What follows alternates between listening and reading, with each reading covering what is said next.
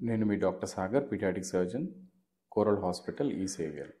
ఒక 1 month old baby severe వామిటింగ్స్తో present అయింది. ఆ బేబీకి మేము ఐహెచ్పిఎస్ అని డయాగ్నోసిస్ చేశాము. ఐహెచ్పిఎస్ అంటే పొట్ట తర్వాత చిన్న పేగు మధ్యలో వచ్చే కండరము చాలా థిక్గా అయిపోయి బ్లాక్ చేయడం వల్ల బేబీ ఫీడింగ్ అనేది ఏది తీసుకున్నా కూడా మళ్ళీ రివర్స్గా వామిటింగ్ రూపంలో బయటకు వచ్చేస్తూ ఉంటుంది.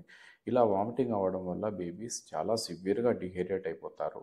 బాడీలో ఎలక్ట్రోలైట్స్ అన్నీ కూడా తగ్గిపోతాయి. ఓకే, సో ఇలా ఉన్నప్పుడు ఏం చేస్తామంటే ఫస్ట్ ఎలక్ట్రోలైట్స్ అన్నీ కూడా కరెక్షన్ చేసుకొని బేబీ అనెస్థీషియాకి ఫిట్ అయిన తర్వాత ఆపరేషన్కి తీసుకొని ఆపరేషన్ చేసి అంటే ఆ కండ ఏదైతే ఉందో దాన్ని రిలీజ్ చేస్తాము. రిలీజ్ చేసిన తర్వాత బేబీ 2 to 3 డేస్లో మళ్ళీ నార్మల్గా ఫీడింగ్ అనేది తీసుకోవడం జరుగుతుంది. ఓకే, ఈ బేబీకి అదే విధంగా చేసాము అండ్ బేబీ చాలా హ్యాపీగా రికవర్ అయిందండి. Happy parents on the follow up. Thank you.